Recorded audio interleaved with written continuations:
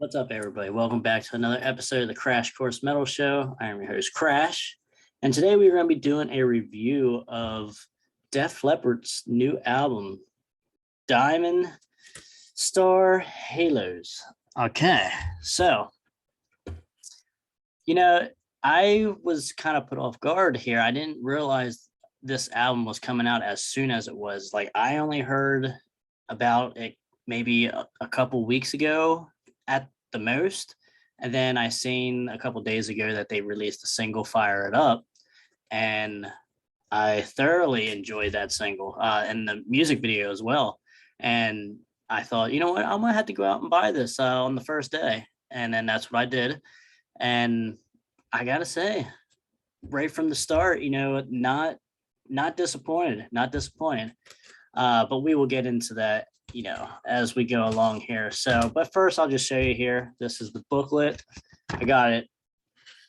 Yeah, I got this one here out at Target.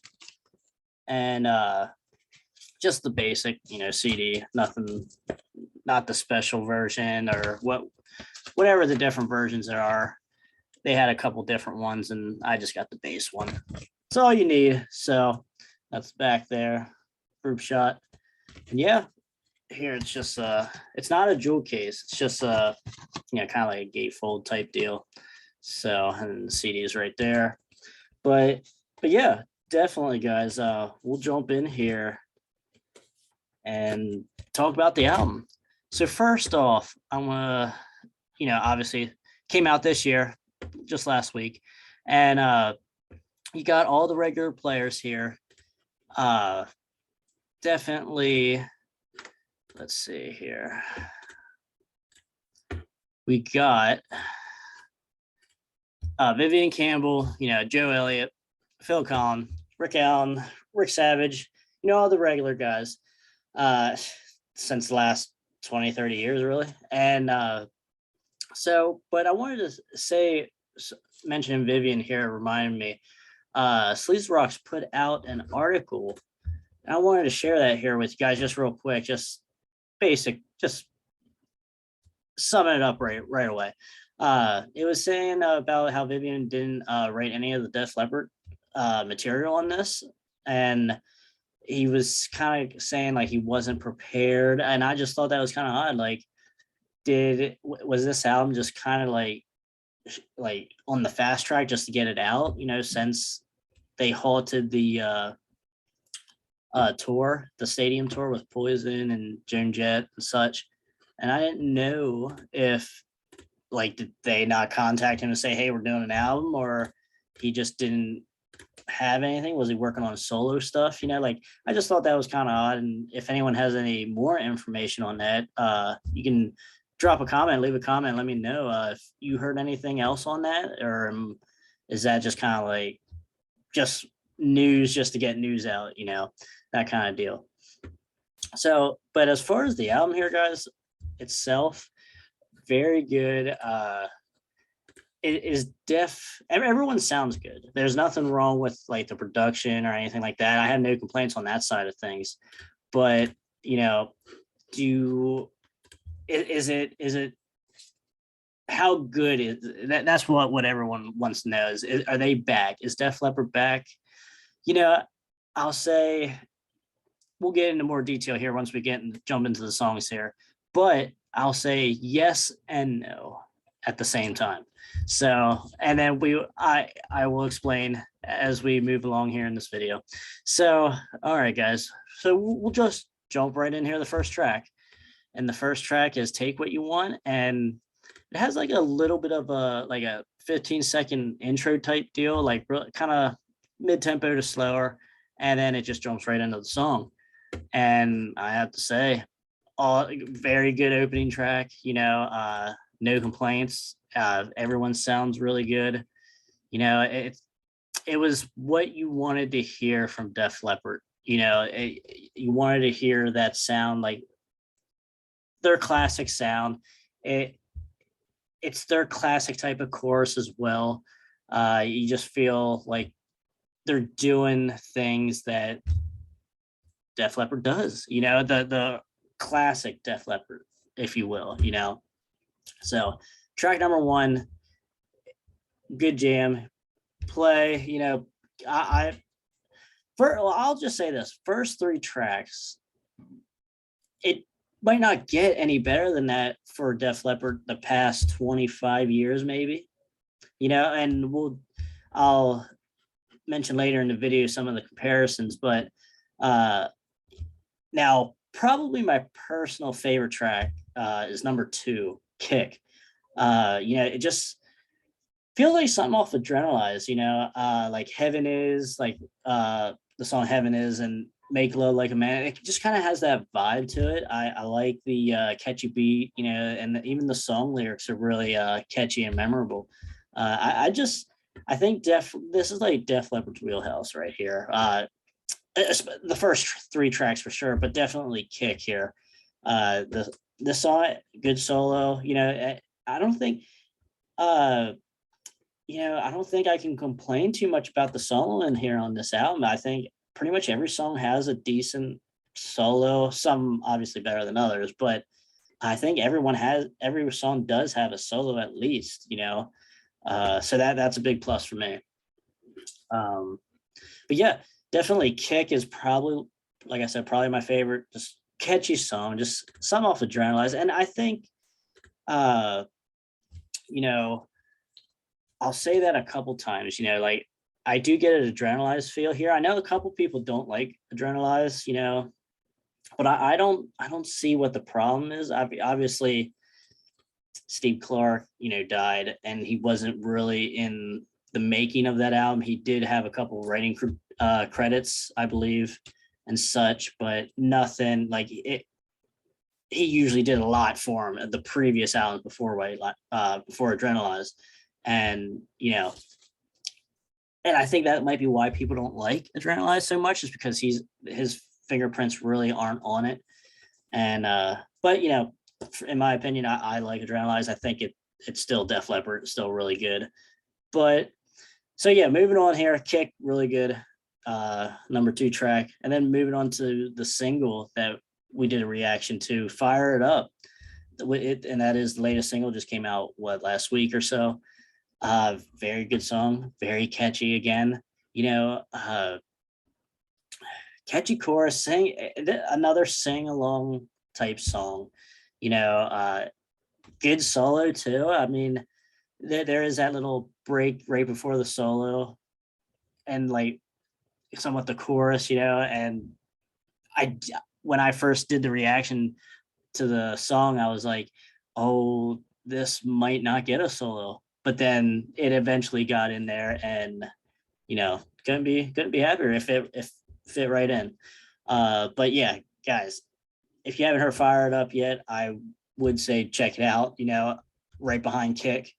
Definitely those are the 2 songs that you should probably take away from this album, especially if you like the classic Def Leppard type feel, especially like I said, Adrenalize type deal, but yeah. But I will say that the first 3 tracks, I don't know if it gets much better from Def Leppard the past 25 years, and it might even rival some 80s stuff as well, some classic era stuff, because I don't know if it's just because like the last 20 years I just haven't really got into much. Like ever since X, I haven't really got into Def Leppard. I just thought a lot of their stuff was very hit and miss, and a lot of it missed for me. But definitely this album changes things now. But the first 3 tracks that put me in a spot where I wanted to be with Def Leppard, where we haven't gotten even probably since Adrenalize, honestly, because I mean, I do, like I said, I do like X, but it's not anywhere close to like their classic stuff. And like I said, there is really good stuff on it, but it's just not what we want, I think, our Def Leppard to sound like, if you know what I mean. So yeah, moving on now to track number 4. This is the duet with Allison Calls, or not sure how do we say her name here. Either way, she's I think it just Cross or Cross, but she's a country slash bluegrass singer, and this is where you're gonna get my first negative on this album. Definitely the positives definitely do outweigh the negatives, but there are some negatives. We're not gonna fool ourselves here. But for me, this guitar, the fourth track, is like just a no-go for me. It's like a modern country duet type deal. I don't know. I don't like it. It just reminds me a lot of what they did the last 10, 15 years, and that's why I kind of haven't really listened to them. So Def Leppard, that is, the last 10, 15 years. But, I will say that it is a decent solo in the song. I can't wholeheartedly fault the whole song. I mean, it is worth listening to just to get to that solo. But for me, it's not going to make the iPod. It's just, I think I would have rather just had maybe Joe just doing it, or so just somehow incorporate just him singing about it. And she also guest appearances on another song later in the album, which I think was kind of a mistake as well for me. But we'll get to that when we get there. So, but yeah, for me, my guitar, good solo, but just I didn't like the duet feel, just way too modern country sound, and not a fan of really of the modern country, past 5-10 years, maybe 10-15 years of country, not a fan. So now we're going back though to some positives. And that would be, SOS Emergency, the fifth track. A very good song. It's just a fun song. I don't think it really rivals Kick or Fire It Up, but it's still fun. It's more like a B-side of the 80s stuff, like they're like a B-side from Adrenalize or something, or Retroactive, something like that. Just a fun little jam, that's basically what it is, nothing. Just like I said, a fun little song, catchy little solo, nothing crazy. Just, it is what it is. Just a fun song to help get us through this first side. And like I said, the first side of the album is pretty good. So, I mean, you do have 17 total tracks, but the last two tracks are different versions of different songs on this album. So 15 total tracks, you can say. And so the side one is probably seven or eight songs. So, SOS Emergency is the fifth one. And the next two here are decent as well. I mean, Liquid Dust is the sixth track right out here after SOS Emergency. Liquid Dust, it's like a slower, mellow, somewhat, you could say relaxing, I guess, depend on your mood or like how you're listening to it. But I like it. A good amount. It kind of reminds me of something you could say off Slang a little bit. Like I said, I'm not a big fan of Slang, what they did on that album, but there is good stuff. There's at least 5 tracks I like off of it. It wasn't a total waste or anything like that. But, it has that feel, just how they do the chorus, just how Joe's singing, just reminds me of something off Slang, and not bad at all though. I mean, like I said, I'm gonna say this repeatedly. Side one is where it's at, but we'll finish off here. Side one with You Rock Me. Okay. Nothing special. I mean, I will have to say it's better than most of what's on side two. But, I mean, within context of the album here, of the whole album, if I put this album on, this song, I'm not going to skip. Like other songs I'll skip, like, This Guitar, Angels, that kind of, I'll skip those songs. But You Rock Me, it's just another fun song, just where you want your Def Leppard and how you want it. I it's just a no skip for me, and very listenable song. Just you, throughout especially the side one, you catch yourself like kind of just like nodding along, just with a smile on your face, and you're just kind of like singing along. It's just like, I know I'm just going to keep repeating this, but it's just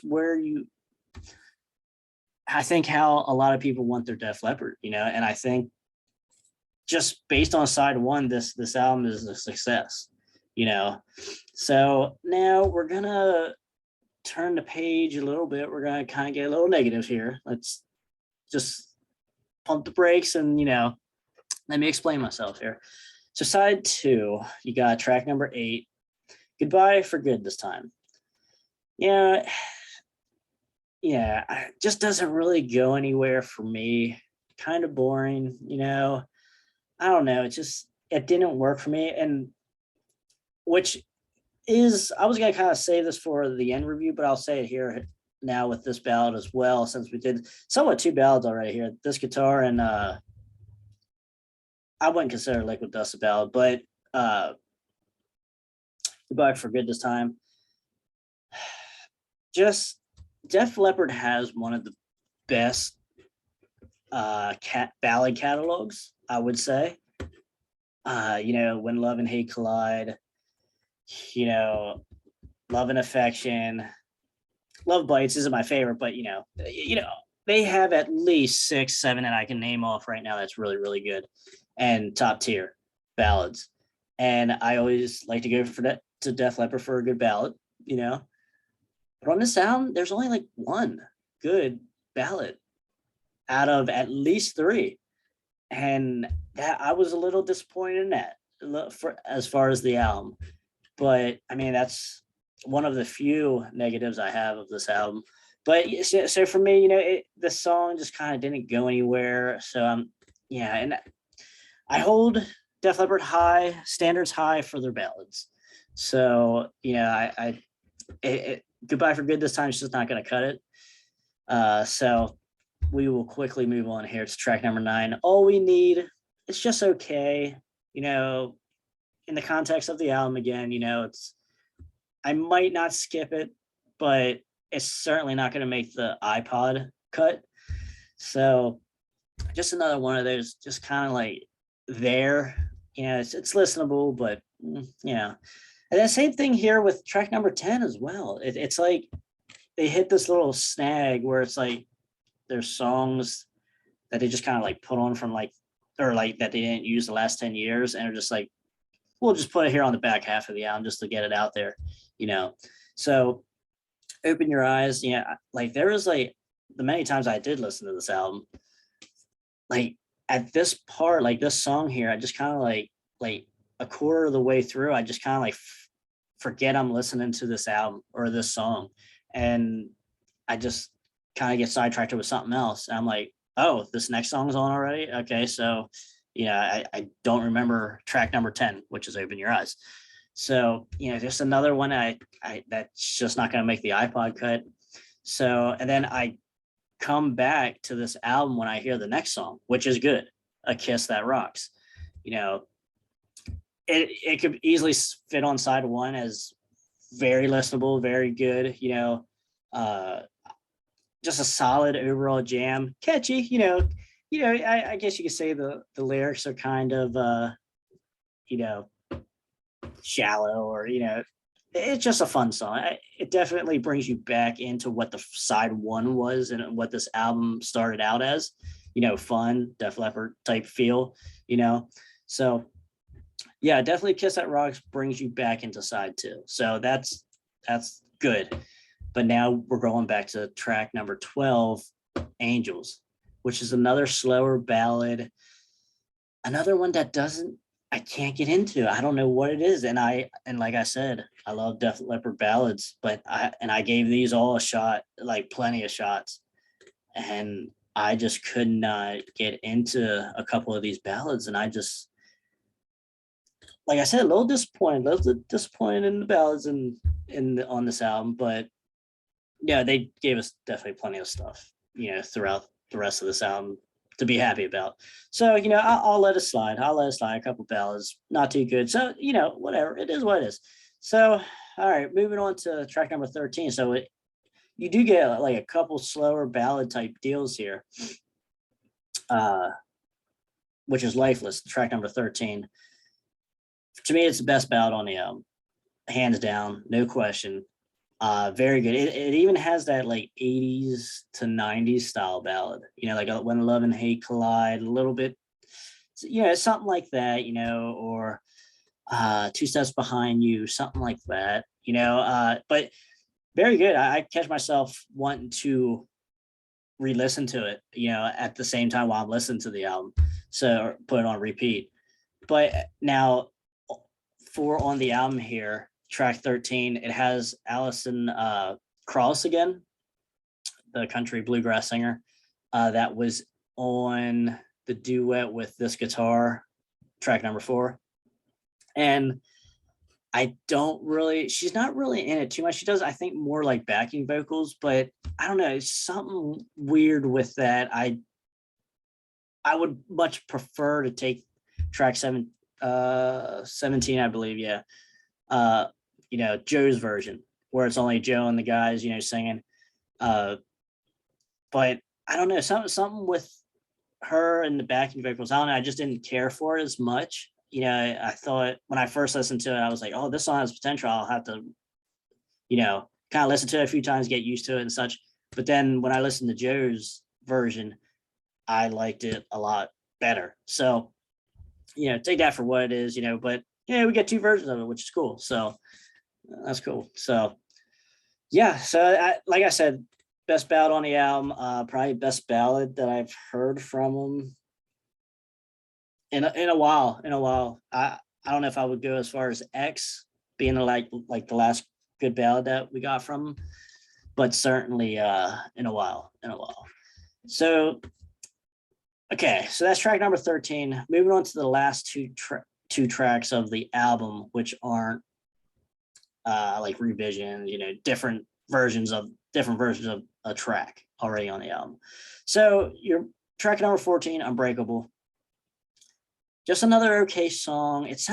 This song really sounds like something that could have came off of like Yeah, or like something that they did the last 10 years. I don't know. That's just the vibe I got from it. It was just kind of, it has a good solo. Yeah, I will say that. It does have a good solo to it.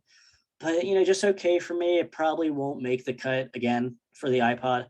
But, it is what it is. I mean, I think that to me, the more I think about it, I feel like the first side was kind of like what they recently just did. The recent material that they just did, like made up the last year or so when they envisioned making this. And it's like fresh, sounds good. And then like side 2 is just kind of like leftovers from the last 10 years worth of albums. Maybe I'm wrong on that, but that's just how I feel, how I hear these songs. So we'll move on to the last one here, and that is From Here to Eternity. And when you're listening to the song, it kind of feels like it takes an eternity to end. It's just a slower, nothing catchy to this song at all. It's just like, I'm ready for this album to be over, that or this side anyway, to be over. And I'm just not a fan. Not side 2 does take a big step down. Now if we got a lot of what was side 2, I would not be very happy with this album. But like I said, side 1 is very, very good, and I can't complain much, other than maybe that one ballad, This Guitar. That's probably my only complaint of side 1, and it's so good. Side 1's so good. So that's pretty much. And then you got the last 2 here. You got Goodbye for Good This Time, a different mix, and then you got the last track, Lifeless, Joe only version. So yeah, definitely I would say that side 1 kills side 2, no doubt. Side 1, you could put side 1 up against any of their stuff the last since Retroactive, really, or maybe even Adrenalize, possibly, or I don't know. I'd have to look deeper into that. I'd have to revisit that stuff again, but certainly side one. That's where you want to be. That's where you want to be on this album. That's what you want to check out. So yeah, this album, like I said, meets a lot of Adrenalize, meets X with a little splash of slang. That's what I hear in this a lot in this album. And side one's so good. Now, if you think about this though, here, if you take track number 4, this guitar out, you have 6 straight solid rock tracks, not ballads, like solid rock tracks from this album. And that's even it's probably hard to find a straight 6. You probably had to go back to High and Dry or something, or Hysteria to find 6 straight solid tracks, a solid Def Leppard sound and material, to me anyway, of classic sound stuff. So that's a big green light for me. It's for people to recommend this album, just because I do recommend this album for especially Def Leppard fans, and just even like rock fans as well. You kind of have to feel like some people are tired of Def Leppard. You kind of have to watch some things that you say, with Def Leppard. But yeah, side one I'd recommend to anybody. Side two, I will give caution to people when I recommend it and say, yeah, side two, or just this album is just a little too long in general, because you got 15 original or songs, and then 2 of, like I said, the extras, the bonuses. But yeah, 15, that's a little too long. Like, I don't know any band that puts out a 15 song record and it's just great, a great album. It's just way too long. I think you could at least cut 2 of these songs out of this album, if not possibly 4. Like, anything, you can cut anything out of the second side too, except Keep Lifeless and Give Me a Kiss That Rocks. Cut everything else out, and then you will have, what's that, an 11 track awesome album, like a comeback album, like really, really good. But it is what it is. I mean, you always want extra material, you always want extra songs, more songs, for your buck. But, just hurts the overall album, grading as a whole. So I think we're gonna have to go with at least a 7.5 in this on this album out of 10. Maybe even an 8, especially if we kind of forget some of that side 2 stuff, you could definitely push that up to an 8. Definitely, will I say Def Leppard's back? Kinda, this definitely feels good. It definitely feels like they're coming back to something. Or is this maybe their swan song? I don't know. If it is their swan song or their swan album, their last album that they do, I think they can ride off into the sunset very, very happy with this album. I think, as much as, like I said, side 2, you can complain about it, like I did. But overall, though, this is where you want. I'll take it. I'll take it from the Def Leppard. Like I said, they all sounded good on this album. I don't think they really missed a beat as far as musically. Joe sounds pretty good. Phil's soloing. Obviously, Vivian said he didn't really have much of the material, but the Ricks sound good. Vivian, I'm not sure, what to say about that, but I mean, I'm sure he did some of the solos and stuff as well. So I mean, everyone sounds good. This is a good album, guys. This is a good album. I recommend it. I give it a thumbs up. Like I said, 7.5 on some days if I want to really harp on side 2, but definitely a solid 8 out of 10, just because of the side 1 so strong. And for my 1-2 punch song, like that, I would recommend, if I had to recommend 2 songs to somebody, it would definitely be Kick, track number 2, and then Fire It Up, the single. track number 3. So yeah, guys, definitely go out and pick yourselves up a copy. You know, very good album. Definitely a comeback of sorts, you know. So guys, let me know in the comments what you guys saw of this album, you know, what you guys even thought of the single, you know, Fire It Up. Let me know. Yep. So, and guys, click the subscribe button, hang out with us for a little bit, you know. We'll be bringing more reviews, some interviews as well coming up here shortly.